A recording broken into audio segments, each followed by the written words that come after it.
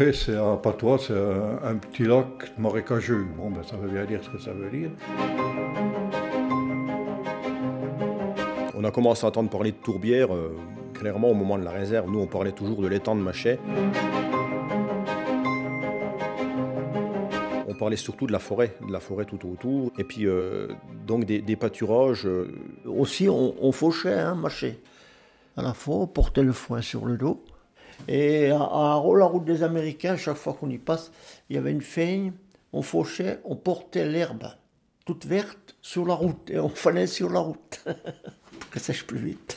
La route des Américains, c'est 1917, à la fin de la Première Guerre mondiale. Les Américains, donc les Alliés, ont voulu créer une route stratégique pour connecter à la Crète. De même, la route des Crêtes a été créée par les territoriaux, c'est-à-dire en fait des gens âgés qui avaient été mobilisés, qui ne pouvaient pas aller en première ligne et qui étaient utilisés pour le génie.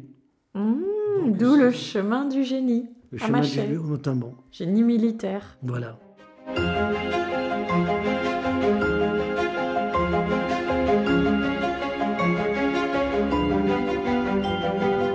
On montait faner et puis le temps que ça sèche entre deux fenaisons, ben on cueillait les myrtilles encore. À l'époque, bien sûr, le lac du Machet n'était pas comme maintenant. Hein. Et camper, mais le camping, c'était magnifique. C'était une pelouse et le lac. Oh, quel beau rêve. Ma femme dit, tiens, il nous manque quelques fruits là pour midi. Je dis, je vais chercher du myrtille. Alors il arrive un forestier, mais il était sympa. Il m'a dit, comme vous n'êtes pas au peigne, j'ai dit, j'ai un petit bol, c'est pour ma femme, on campe. Là. Il dit, je vous connais. J'y suis allé pas mal au myrtille, ouais. Quand j'étais gamin, on faisait des bocaux pour faire de la tarte l'hiver. Et les gamins allaient un peu pour en vendre à la boulangerie, pour avoir récupéré un peu d'argent de poche pour aller à la fête du village au mois d'août, voilà. Mais ça représentait rien, quoi. En termes d'impact sur la nature, quoi, je veux dire. En gros, il faut prélever que les intérêts, quoi, pas le capital. C'est quand même un peu comme ça. La forêt, c'est pareil, hein. Dans les années de la guerre ou avant, ils exploitaient les tourbières pour faire de la tourbe, pour se chauffer, par exemple. De l'autre côté, le lac de l'Ishpa, tout ça, l'autre vallée, ils exploitaient la tourbe, hein. Il y avait comme des rayonnages pour la faire sécher. Hein. Ils coupaient des carrés, des blocs, et après, ils la faisaient sécher et chauffaient avec, parce que le bois était rare. Ça n'a pas épuisé non plus les ressources.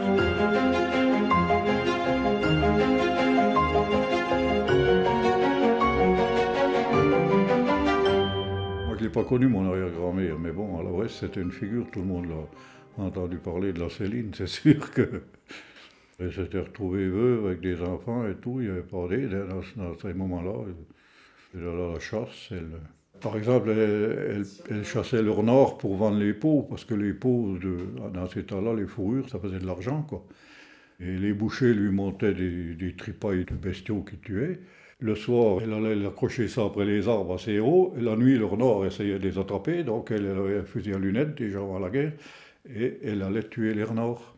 Et puis, elle les pelait, les putois, les choses comme ça. Et elle vendait la fourrure. Elle vendait les fourrures. Et les chasseurs se donnaient rendez-vous chez elle. Et elle savait à peu près leur dire, tiens, à tel endroit, tu dois trouver un cerf ou un chevreuil ou ça. Ils cassaient la croûte chez elle en arrivant. Parce que quand ils montaient de Cornimont, les industriels, en moto ou en vélo, ils étaient bons pour casser la croûte avant de démarrer, déjà. Quand on allait aux grenouilles au marché, alors attention. Hein. Alors on partait le soir, à pied bien sûr, assez tard. On partait à 10h, 11h, 11h30, minuit, on était là-bas. Avant le marché, on était à 400 mètres, 500 mètres. On entendait les grenouilles tellement qu'il y en avait. On les prenait à la main par paquet, c'était par paquet des paquets de grenouilles, de 100 grenouilles ensemble. Mais on n'y allait qu'une fois. C'était pas pour vendre, hein. C'était pour manger. Hein. Si vous y alliez la nuit, c'est que c'était interdit ou Oui, complètement. C'était jugé comme du braconnage. Oh, puis fort, hein, vous payez cher la grenouille. Hein. Et les gardes avaient peur un peu la nuit là-haut. Un garde tout seul, il n'y allait pas. Alors ils ont dit, on va les avoir ceux de Wildestein, parce qu'on avait une mauvaise réputation. Ils ont envoyé l'armée. Alors là, c'était fini. Coup de chance, ce jour-là, j'y ai pas été. Moi. Mon père et puis ses voisins, ils ont été contactés pour ramasser les crapauds molles pour l'Institut Pasteur de Paris qui prélevait le venin pour en faire des médicaments. On les mettait dans les caisses à bois, par 10 kilos, il fallait les peser, les laver presque tous les jours. Et puis il y avait un camion qui passait pour les récupérer, mais c'était des tonnes presque. Hein. Et l'eau, la goutte de Machet, moi j'y allais avec mon père avec un râteau, puis on tirait les feuilles. Mais le siphon, il passait dans le pré pour aller à l'usine. Il y avait 23 tissages à la Bresse qui tournaient rien qu'avec l'électricité des turbines.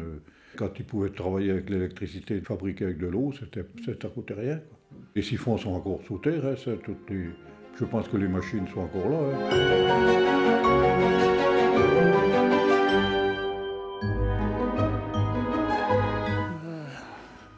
J'avais 16 ans. J'ai été faire une coupe de bois. C'était travail, bûcheron, avant d'aller à l'armée. Et puis c'était tout l'hiver, c'était des équipes de bûcherons qui débitaient le bois comme ça. Au passe, c'est la grande scie à deux, là. Pas de tronçonneuse encore. Hein. Et on le descendait jusqu'au chemin. Il n'y avait pas de tracteur, il n'y avait pas. C'était la chlite. Alors la chlite, c'est une grosse, c'est un traîneau qui porte à peu près 2 stères de bois, c'est ça? Oh non, un stère. Un bon stère alors, j'étais trop généreux. Et qui est tiré par un homme, donc vous avez la chlite derrière vous, et vous la maintenez avec des grands timons, si on peut dire, de chaque côté. Vous avez les pieds en avant, et c'est vous faites pousser par la chlite, quoi. Après 15 ans, 16 ans, on rentre en forêt. J'avais 3 frères, et le papa, on était les 4 bûcherons. Tâcherons, hein. On est payé la tâche, au mètre cube que vous façonnez, quoi. Alors on a commencé au passe-partout. Et si vous avez un bois de 80, il fallait 20 minutes, hein, pour faire une coupe. On partait toujours à pied, hein, il fallait 3/4 d'heure, 1 heure de marche avant de prendre le travail. Hein. On préparait le chemin de Schlitt à partir du 1er novembre. Hein. Il fallait piocher, élargir, sur plusieurs kilomètres quelquefois. Et on s'attendait fin novembre à voir la neige, jusqu'au mois de mars. Hein. Il y avait beaucoup plus de neige. Hein. On portait des fois 1 heure de temps la Schlitt avant de descendre. On montait la montagne, chargeait le bois, puis on descendait. La Schlitt, c'est le frêne. Le frêne ou l'érable. L'érable était moins lourd. Une fois 70, ça a été les chemins de tracteurs, les chemins forestiers. Ça n'a plus rien à voir maintenant. Quand on était gamin, le terrain de jeu était grand. Hein. C'était les aventuriers. Hein. On remontait la goutte de Machet comme si on aurait entendu parler quelqu'un qui remontait aux sources de l'Amazon. Hein. C'était... On parlait que de ça, de Machet. Je sais pas, ça nous prenait dans les tripes. Là, c'est ma femme, c'était la femme de la nature. Hein. On était là-haut, on était heureux. Il y avait une plante, c'était une plante carnivore. On les caressait comme ça avec ma femme, et puis ça lui plaisait. Elle aimait bien regarder les libellules, il y avait beaucoup de libellules, une sorte de libellules là-bas. La première nuit, ça fait drôle à ma femme quand même. T'entends tout la nuit. Je me souviens être monté par le sentier de la tombe, et il faisait nuit, il y avait des baies qui travaillaient, j'avais un peu les chocottes, comme on dit.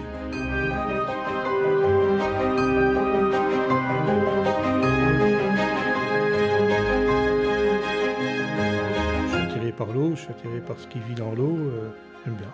J'ai essayé d'aller à la pêche avec un copain, j'avais à peu près une quinzaine d'années, mais avant j'avais pas le droit d'y aller, hein. Mes parents m'y interdisaient, hein. C'était trop dangereux. J'y suis allé pêcher quand même, je me souviens y être allé pêcher 1 ou 2 fois, j'ai jamais rien pris, mais quand on est arrivé sur le bord du lac, proprement dit, pour nous c'était une victoire, quoi. On avait réussi à y aller, j'y pense encore aujourd'hui, 40 ans après, donc... C'était beaucoup les gens du coin de là qui allaient là. Moi, j'ai commencé avec 6 mètres en bambou, et puis un bouchon, un hameçon, puis un verre. Alors, il y avait le gros trou, mais après, c'était des petits trous par-ci, par-là. Tout n'était pas relié. Après, là, moi, j'ai coulé une fois, oui. Les pieds sont passés à côté. Dans un trou, entre 2 pots, quoi. Ce qu'il appelle les pots, c'est les tourbières flottantes. Donc, ils sont plus ou moins épaisses. Vous avez de l'épaisseur qui peut aller jusqu'à 1 mètre, de 20 cm à 1 mètre, quoi. Et si jamais vous venez à passer au travers de cette peau, donc de cette tourbière, pour y remonter, c'est comme si vous tombiez sous la glace, quoi. Il faut réussir à retrouver le dessus, quoi. En plus, la plupart des personnes de cette époque ne savent pas nager. Même si c'est à 2 mètres qu'il y a un autre échappatoire, c'est impossible, quoi. Voilà, donc la tourbière, nous, on appelle ça ici les pots. Donc il y en a à Blanchemer, il y en a à Lichepas, et il y en a à Machet. Mon père était réputé pour être un bon pêcheur. Il fallait connaître les passages, oui. Après la guerre, quand ils se sont mis à aller pêcher là-haut, ils ont mis des madriers qu'ils ont pris à la scierie, là, et qu'ils ont mis dans l'eau, donc le bois étant toujours immergé, il ne pourrit pas. Mais on partait le matin à 8 h, on rentrait le soir à 5 h, on n'avait rien mangé. Puis il pleuvait toute la journée, la pèlerine était lourde à traîner, il y avait du poisson. L'eau n'est pas tellement bonne, l'eau est acide, mais le poisson vivait. Hein, Et qu'est-ce qu'on y pêchait alors? Eh bien, il y avait de la truite, de la perche, il y a eu de l'alvinage de fête hein, par la société, en carpe, en tanche, puis du blanc, du gardon, c'est tout ce qu'il y avait. Et alors, les gens, vraiment, c'était leur lac. On était 15, ou bien une quinzaine de pêcheurs de Wittgenstein, on partait tous ensemble. Alors, on n'y allait pas tous les jours, hein. On y allait le dimanche matin. Alors, on se levait à 4 h du matin, déjà. Bah oui, pour arriver, il fallait être à la pique du jour. Hein. Alors, il y avait un petit brouillard sur le lac, là, comme ça. On n'avait pas peur à l'époque, là. Et puis, on se limitait. On disait, bon, chacun 6 tanches, et puis on arrête. Alors, on s'appelait. Combien que t'en as? 4, l'autre 5. Ça y est, j'ai mes 6, bon, toi t'arrêtes, et puis voilà. Et on repartait avec nos 6 tanches, quoi. J'allais aussi à Maché à une époque où on pouvait marcher, on était autorisé, même sans dérogation, sur le tremblant. C'était vraiment pour des prospections naturalistes, pour la chasse à l'espèce patrimoniale. À l'époque où les pêcheurs avaient encore le réseau de planches pour se déplacer sur le tremblant. Je ne vais pas dire qu'on ait beaucoup échangé. Visiblement, ils me considéraient comme un intrus sur leur territoire. Et ils se méfiaient des naturalistes. Et est-ce que vous avez souvenir qu'il y a eu des tensions entre Alsaciens et Bressot? Les Alsaciens venaient juste pour les grenouilles, pour la pêche aux poissons. Ça n'ai pas souvenir d'en avoir vu. Non, il n'y avait pas de conflit. Chacun, ils étaient tous dans le même cas, ils étaient tous en défaut un peu. Donc. Ouais, j'ai des photos avec des beaux poissons quand même, hein, des trucs qui font 30, 40 cm, oui, c'était pas... Ben, jusqu'à ce que ce soit mis en réserve naturelle. Après, ça a été interdit, quoi.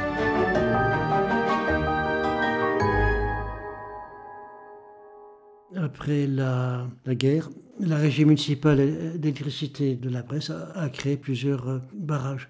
À l'époque, c'était parfaitement légitime. Il faut bien comprendre l'intérêt local et l'intérêt planétaire. Sur le plan patrimonial, la disparition de la tourbière de la Feigne de la Lande a été dramatique et on l'a mal perçue.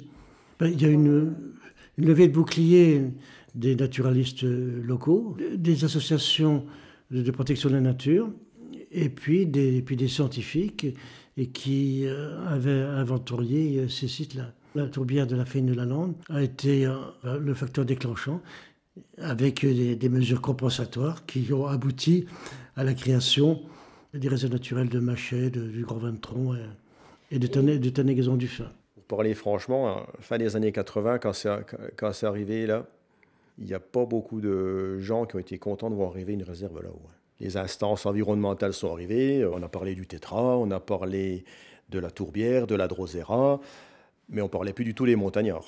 Non seulement on n'en parlait plus, mais on avait l'impression que c'était les méchants de l'histoire. Du côté alsacien, aussi bien que du côté lorrain.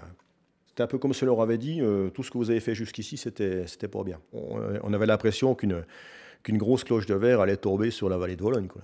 Vous dites que la montagne est belle, mais c'est parce que tous ceux qui nous ont précédés l'ont rendue belle. Il y avait certainement eu des erreurs de fait. Attention, faut pas, avec le recul du temps, c'est pas tout noir ou tout blanc. Maintenant, je pense qu'aujourd'hui, bon, les gens se sont faits à l'idée. Oui, en fait, c'est une réserve naturelle, mais c'est pas une réserve de pêche, quoi. Donc, par la force des choses, l'accès à la pêche y est interdit, quoi. Donc, les pêcheurs ils ont subi ça, quoi, mais sans non plus, sans révolution, quoi. Bon, c'était interdit. Voilà, on nous a dit, à partir de telle année, on n'a plus le droit d'y aller. Bon, ok, on comprenait l'intérêt de la chose. Certains pêcheurs l'ont subi parce que voilà, on leur retirait leur petit coin, quoi. Après, c'est sûr qu'aujourd'hui, je ne sais pas s'il y a des études de fait, des choses comme ça sur le secteur. S'il y a des infos, on est preneur. Parce qu'on ne fait pas que dans un intérêt de pêche, quoi. On est là pour préserver ce qui existe. Et même si on prélève du poisson, on ne va pas détruire le milieu, quoi.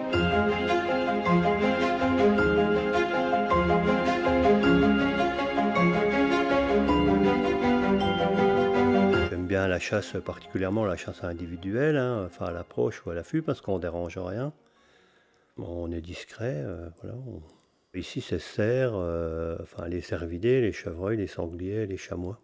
Puis la forêt, comme j'ai travaillé pendant 40 ans, je connais en gros tous les maîtres de la forêt, de partout. Et puis, par exemple, sur la réserve, bon, on y va peu, hein, c'est pas un gros secteur. Puis comme ça en neige, on y va, dès qu'il y a de la neige, on n'y va plus. Donc, Je vais vous raconter une chose. Ça, c'était sur Wildestein. Bûcheron, on nous a fait couper les petits secteurs pour que le tétra puisse s'envoler.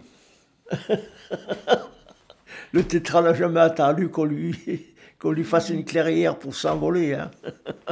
C'est le génie militaire qui a créé ce qui est devenu la route des Crêtes, qui a d'abord été une route stratégique militaire avant de devenir une route stratégique touristique. il y a surtout une évolution dans le dérangement et dans le trafic par les touristes, le monde qui vient dans ces secteurs. Aujourd'hui, couper des arbres dans la forêt, c'est devenu très dangereux parce qu'on s'attend toujours à trouver quelqu'un sous l'arbre une fois qu'il est abattu, quoi. Moi, c'était ma plus grande crainte, quoi. Il y a des endroits, la Bresse par exemple, on ne peut plus exploiter l'été, hein, c'est fini. Hein. C'est les changements. Le problème, c'est que les Vosges, bon, le massif vosgien, je veux dire, c'est un petit territoire et on veut faire trop de choses dessus, quoi.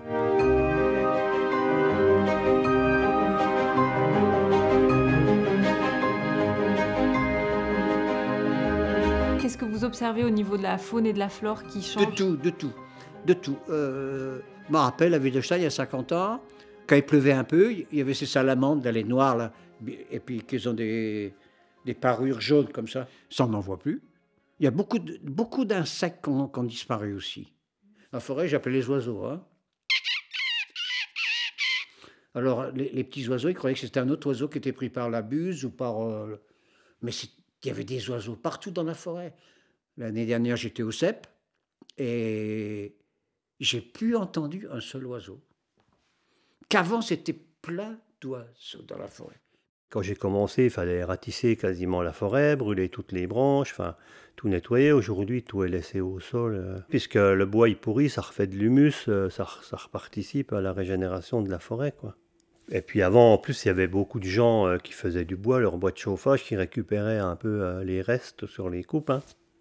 Là, je parle des particuliers, hein, qui venaient, ils prenaient, ça s'appelait un permis de bois, quoi. Hein. Mais maintenant, il n'y en a plus quasiment. Ça se fait presque plus, quoi. Après, les promeneurs disent que la forêt est sale, hein, puisqu'il y a des branches partout, les chercheurs de champignons rouspètent, mais... Exploiter la forêt, c'est important, je trouve. Rien qu'une pile de bois, si elle est bien stérile, c'est admiratif. Il faut être admiratif devant un peu toutes les choses, c'est vrai. Hein. Je me dis, un jour, l'être humain, s'ils font les cons, si on fait trop les cons, il faut qu'on fasse quelque chose. C'est là aussi où vous comprenez l'avenir des réserves, parce qu'il faut des endroits un peu privilégiés. Très important. Je pense que c'est très important pour laisser quelque chose aux futures générations, quand même. Maché, de ce point de vue-là, est très préservé quand on le compare avec ses homologues du côté alsacien. J'ai vu l'évolution de la perception des habitants, puis d'autres usagers traditionnels, des espaces réglementairement protégés. Bon, je me réjouis de voir que ces espaces participent à la fierté des locaux, de leur patrimoine. C'est vraiment une excellente chose. Je suis né là, et puis j'ai une devise qui disait que quand on est né dans les Vosges, on n'a pas à penser au voyage. Il faut savoir regarder la nature. On ne trouvera pas deux arbres identiques si on sait les regarder.